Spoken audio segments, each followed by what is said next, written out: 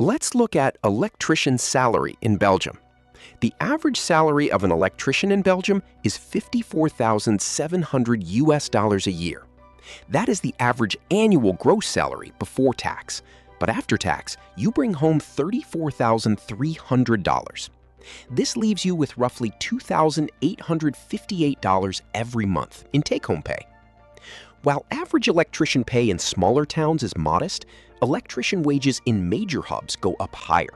So in Brussels, you can take home $38,700 after tax. That sounds great, but high city rent quickly eats up the extra electrician income. On top of location, your experience changes how much does an electrician make in Belgium. Beginners start well below average, but earnings jump quickly early on, before they plateau unless you take on more responsibility. A formal university degree isn't needed for basic site work, but having extra education helps you move into higher paying positions like electrical engineer or project manager.